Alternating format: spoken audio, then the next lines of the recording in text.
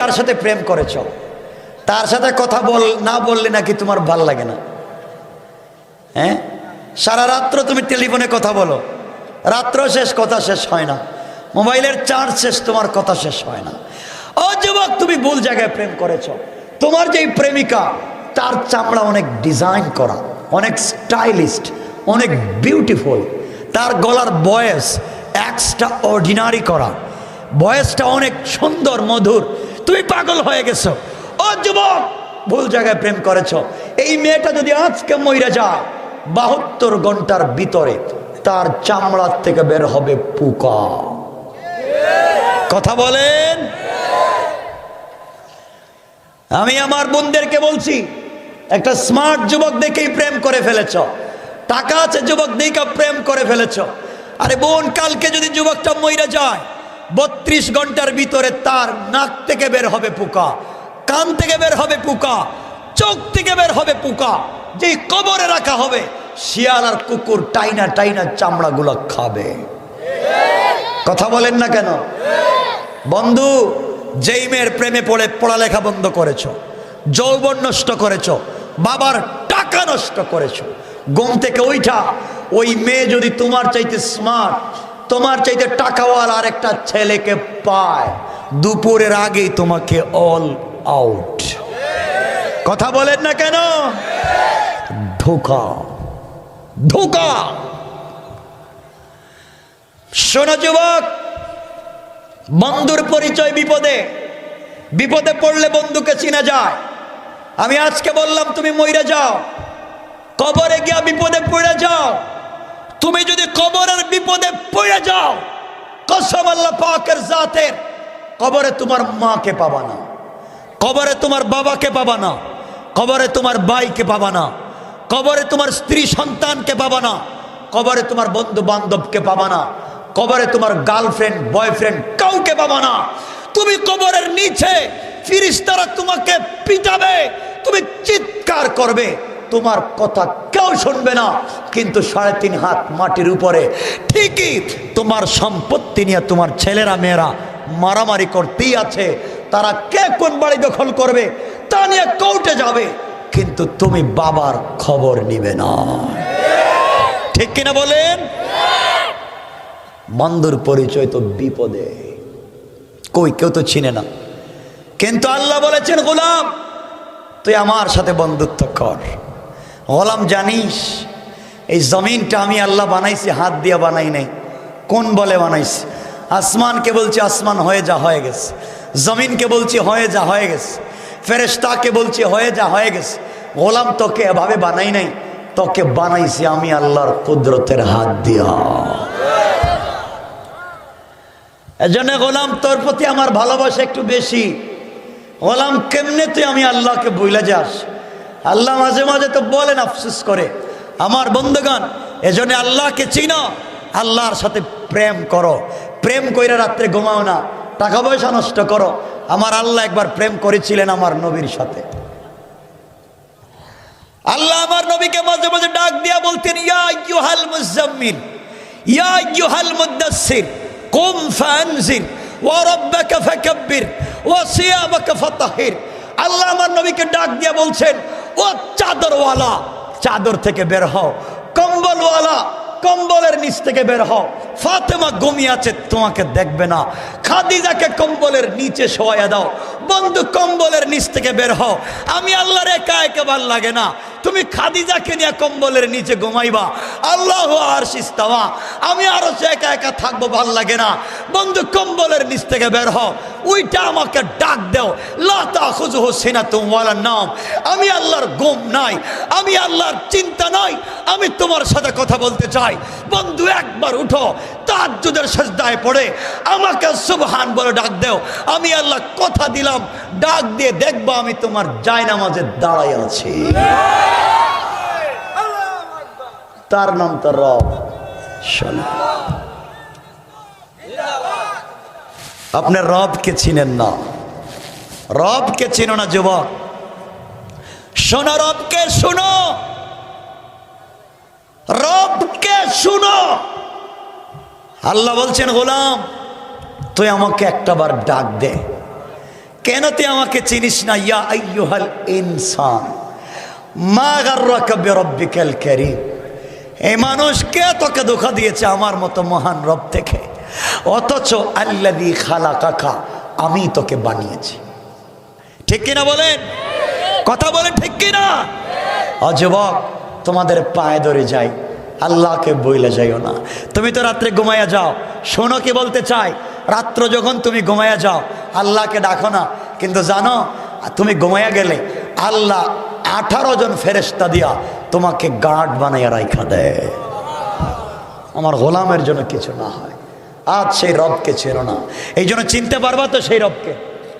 কথা বলেন না কেন?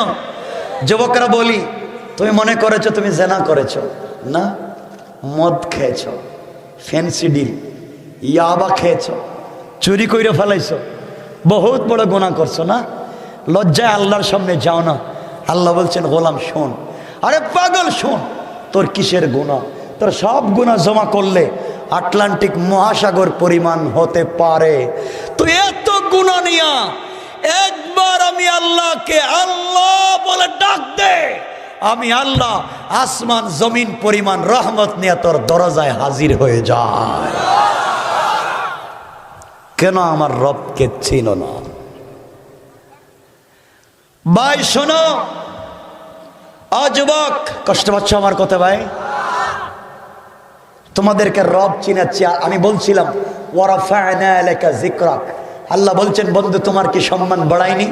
বন্ধু বলছে, আল্লাহ বলছেন রসুলকে, এজন্য আল্লাহর পরিচয়টা আগে দিচ্ছি। শোনা মুসলমান, দুনিয়ার পিছনে ঘোরাও, তুমি নাকি অনেক ব্যস্ত। ভাই শোনো বাবা, তুমি নাকি অনেক ব্যস্ত, তাফসিরে আসো ব্যস্ত, ওয়াজে আসো ব্যস্ত, হালাল কাজে আসো ব্যস্ত, দুনিয়া নিয়ে ব্যস্ত। কি নিয়া?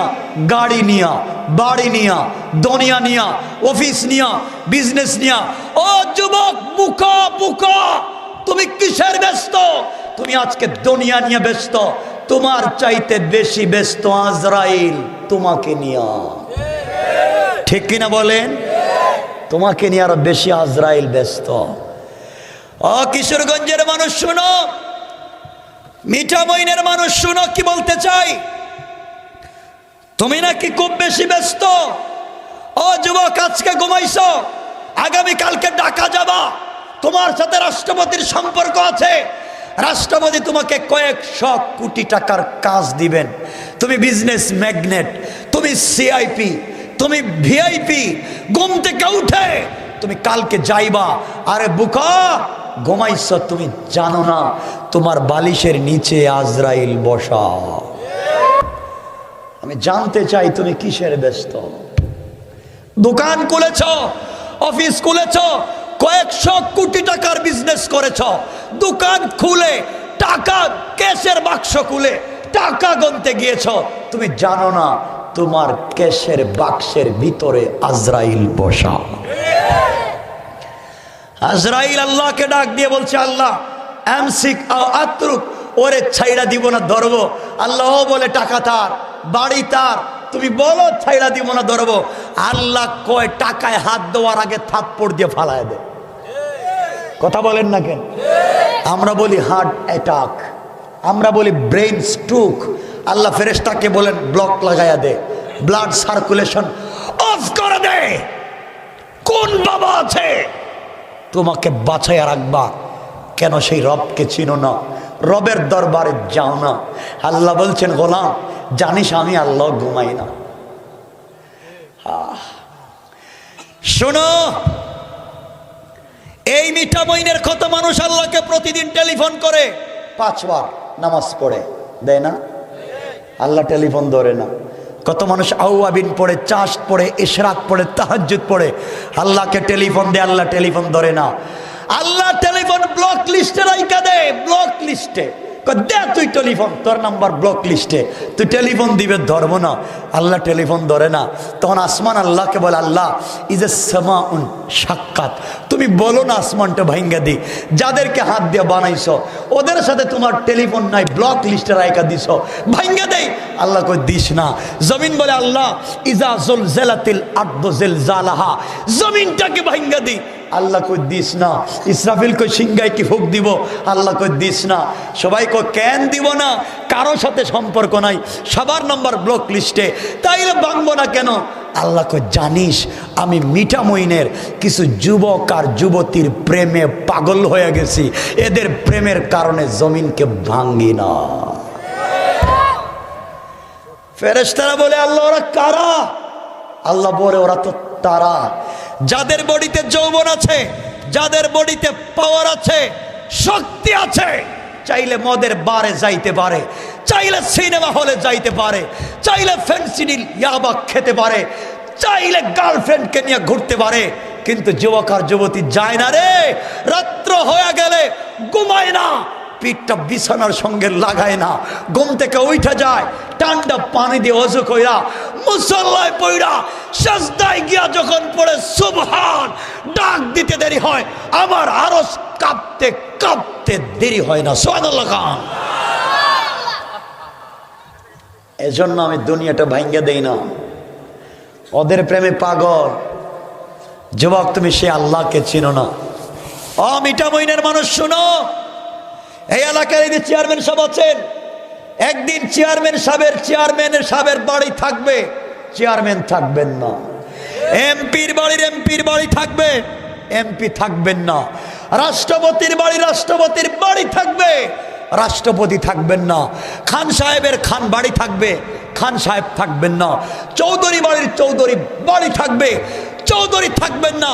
দেখেন না বঙ্গবন্ধুর নামে কত কিছু আছে, বঙ্গবন্ধু নাই। আহসানুল্লাহ মঞ্জিল আছে, আহসানুল্লাহ নাই।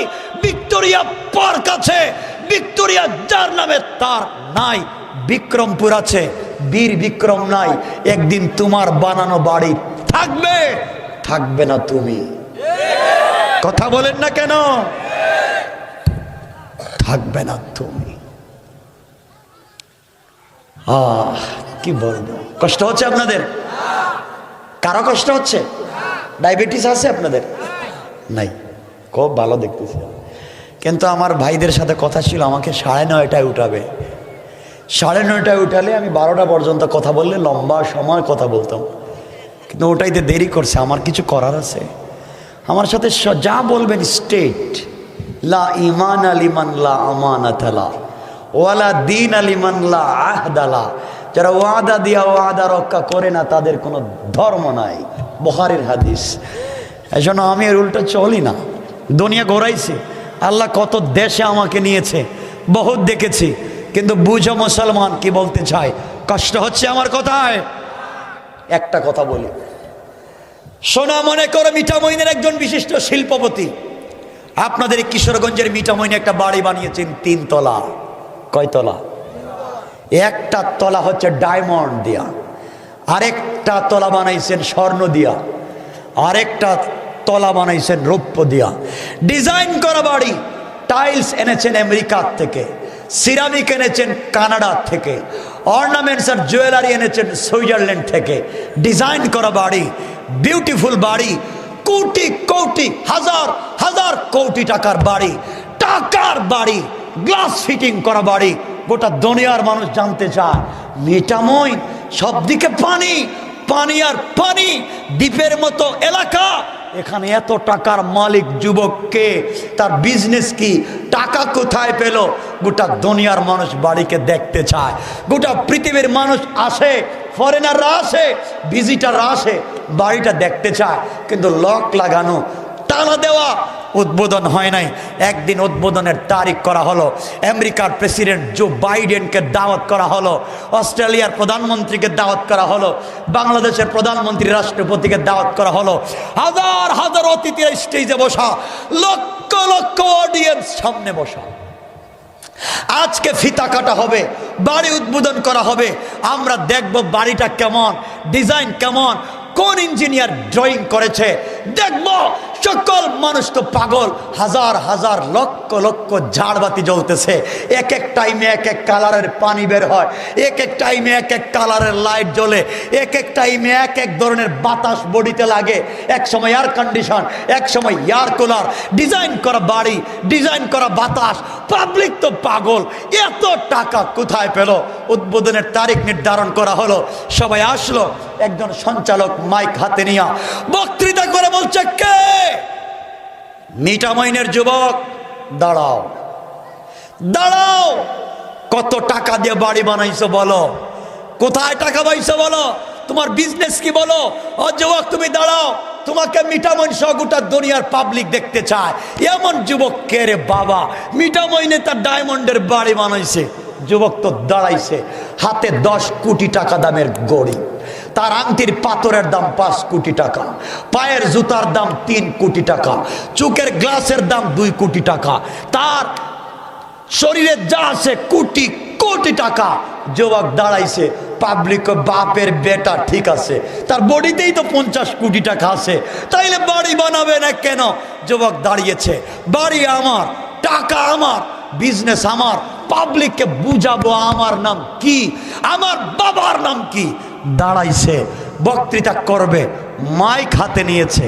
যুবক জানে না তার মাইক্রোফোনের নিচে আজরাইল বসা। কথা বলেন না কেন? যুবক বক্তৃতা করে বলবে বাড়ি আমার। আজরাইল কো আল্লাহ রে কি কথা বলতে দিব? আল্লাহ কয় না, কথা বলতে দিস না, আটকায় দে। বলতে পারবেন? কথা বলেন না কেন? আমি জানতে চাই আপনি কিসের ব্যস্ত? যুবক তুমি কিসের ব্যস্ত? ভাই তুমি কিসের ব্যস্ত? বলতেছিলাম যুবক শোনো, তুমি নাকি অনেক গুনাহ করে ফেলেছ, অনেক অন্যায় করে ফেলেছ, না লজ্জায় আল্লাহর সামনে যাও না। আরে যুবক তাইলে শোনো, শোনো, এক যুবক বনি ইসরাইলের জেনা করে ধরা পড়েছে। তারিখ ইবনে জারির তাবারিতে লিখে, জেনা করে ধরা পড়েছে।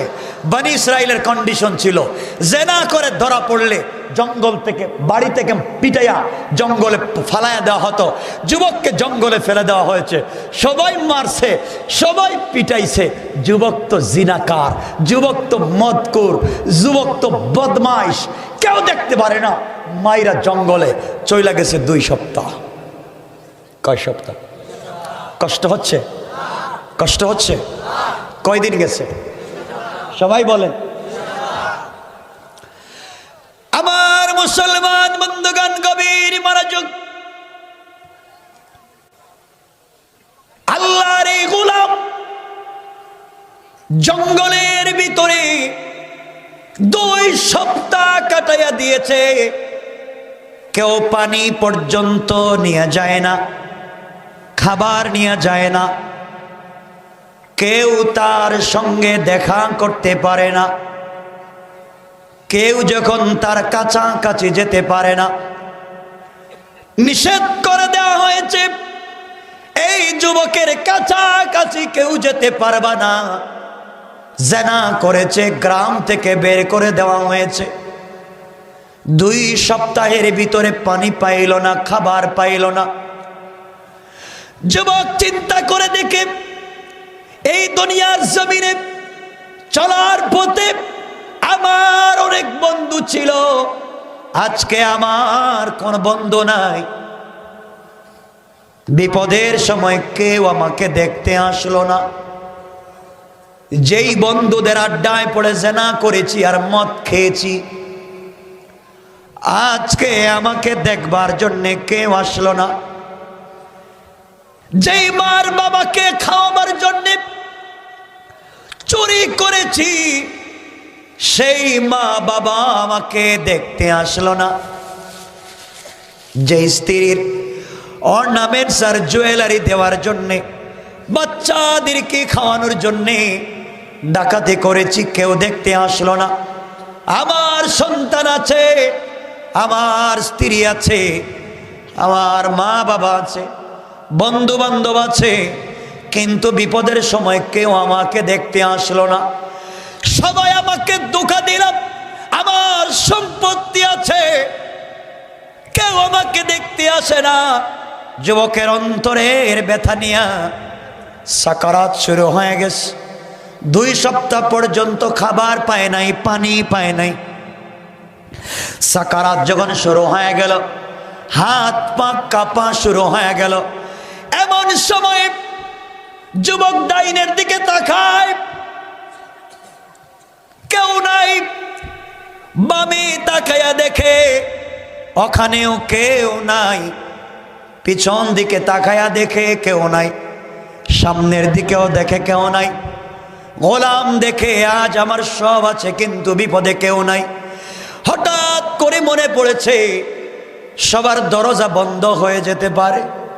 যত অপরাধ করি, যত গুনাহ করি, আমার মন বলতেছে আমার আল্লাহর দরজা বন্ধ হবে না। আল্লাহু আকবার। যুবক আসমানের দিকে হাত উঠায় আল্লাহকে ডাক দিয়া বলেছে, আল্লাহ, এই কঠিন বিপদে মা আমাকে দেখতে আসে নাই, বাবা দেখতে আসে নাই, সন্তান স্ত্রী পুত্র কেউ আসে নাই। আল্লাহ তাআলা, আমি ভুল করেছি, অন্যায় করেছি, অপরাধ করেছি। আল্লাহ তাআলা, আমি বুঝতে পেরেছি তুমি ছাড়া কেউ নাই। সবাই ভুল বুঝে, তুমি তো আমাকে তোমার হাত দিয়া তৈরি করেছো। আল্লাহ তাআলা, তুমি কি আমাকে ক্ষমা করতে পারো না? আমার অপরাধগুলোকে কি মাফ করতে পারো না? আয় আল্লাহ তাআলা, কথা দিলাম আমি যদি বেঁচে যাই, কথা দিলাম তওবা করলাম, আর কোনোদিন গুনাহ করব না, আর কোনোদিন অন্যায় করব না। আর যদি মরে যায়, তওবা করার সুযোগ দিয়ে আমার তওবাকে কবুল করো, আমার সামনে কেউ নাই। আল্লাহর গোলাম যখন চোখের পানি ছেড়ে কান্না করে, আল্লাহর তো বরদাস্ত হয় না। গোলাম যখন মুনিবকে ডাক দেয়, মুনিবের বরদাস্ত হয় না। এই জন্যে ডাকবেন শুধুমাত্র কেবলমাত্র কাকে? সবাই বলেন। বিপদে পড়ে ডাকবেন পীর সাহেবকে, মুর্শিদকে, কারে? সবাই বলেন আল্লাহকে। আল্লাহ রাব্বুল ইজ্জত ওয়াল জালাল সূরা ফুরকানে বলেন, ওয়াল্লাযীনা ইয়াকুলুনা রাব্বানা, আমার আল্লাহ বলেন, যারা কিয়ামতের দিনে আমি আল্লাহর সামনে দাঁড়িয়ে চিৎকার করে কাঁদতে চায় না, তারা যেন দুনিয়ার জমিনে বেঁচে থাকার সময় আমি আল্লাহকে চিৎকার করে ডাকে। আল্লাহ রাব্বুল ইজ্জত ওয়াল জালালের কাছে এই গোলাম যখন চোখের পানি ছেড়ে ছেড়ে তওবা করেছে, আল্লাহ রাব্বুল ইজ্জত ওয়াল জালাল তার তওবাকে কবুল করে, তার জিন্দেগির সবগুলা গুনাহকে মাফ করে জান্নাতি বলে ফয়সালা করে দিতে আমার আল্লাহ 1 মিনিটও দেরি হয় নাই। কোন সুবহানাল্লাহ।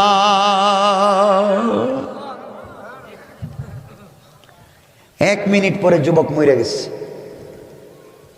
বনি ইসরাইলের যুবক 1 মিনিট পরে মরে গেছে। গভীর রাত্র আল্লাহ মুসা আলাইহিস সালামকে ঘুম থেকে উঠাইছেন।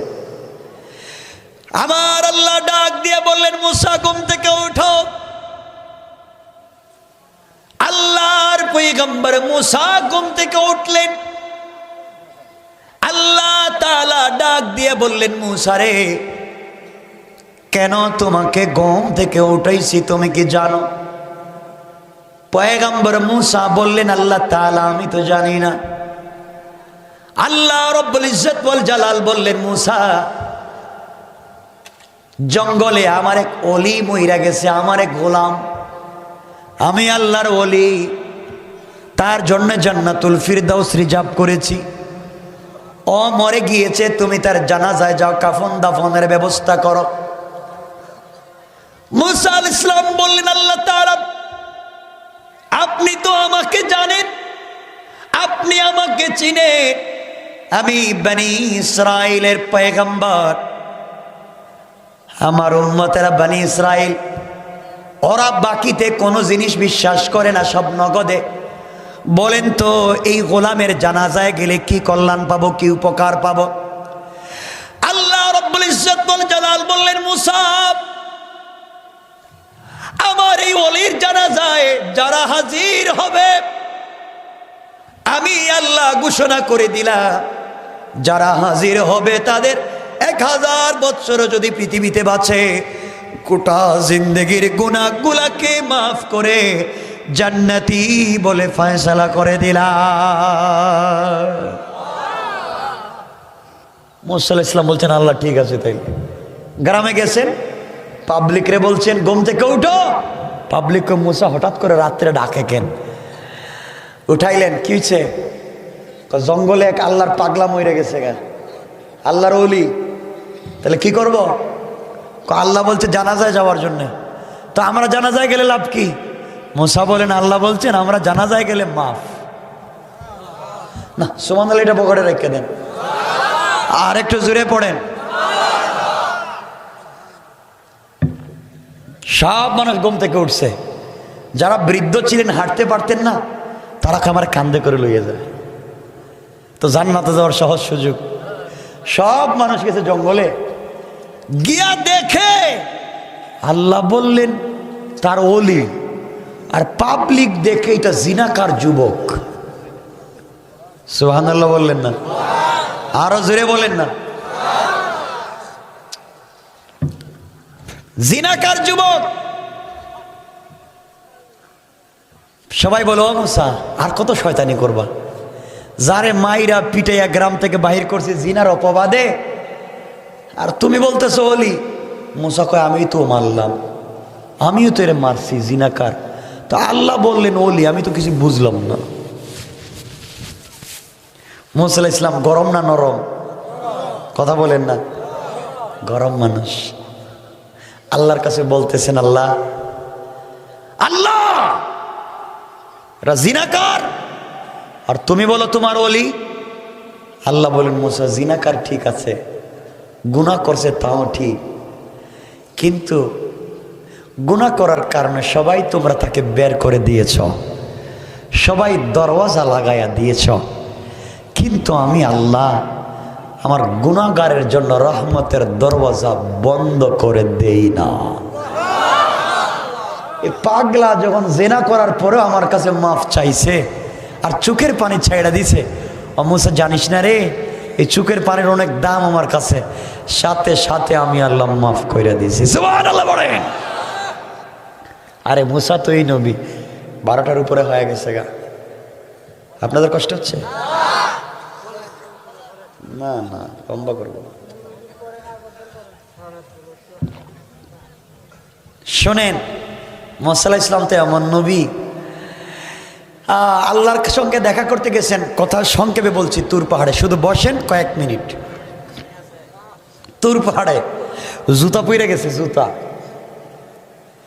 আমার আল্লাহ ডাক দিয়ে বললেন, ফাখলা'না আলাইকা ইন্নাকা বিল ওয়াদিল মুকদ্দাসি তুওয়া।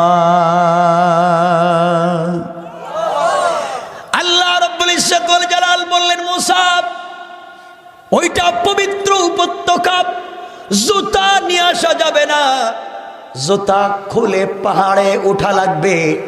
মুসাকে আমার আল্লাহ জুতা নিয়ে পাহাড়ে যেতে দিলেন না। আর আমার নবী যেদিন মেরাজে যান, সিদরাতুল মুনতাহায় যাওয়ার পরে নবীজির ছেঁড়া কাপড়, ছেঁড়া জুতা, নবীজি জুতা নিয়ে মেরাজে যাইতে চান না, আল্লাহর আরশে যাইতে চান না। জুতা নিয়ে কেমনে যাবেন? মুসাকে জুতা নিয়ে তুর পাহাড়ে যেতে দিলেন না। আমি কেমনে ছেঁড়া জুতা নিয়ে আল্লাহর বাড়িতে যাই? বিশ্ব নবী জুতা মুবারক খুলে রাখলেন। গায়েব থেকে আওয়াজ আসলো, বন্ধু আমার, বন্ধু আমার, তুমি জুতা পরো, জুতা পরে তুমি আমার আরশে আজিমে এই মুহূর্তে আসবা। তোমার জুতা মুবারকের নিচে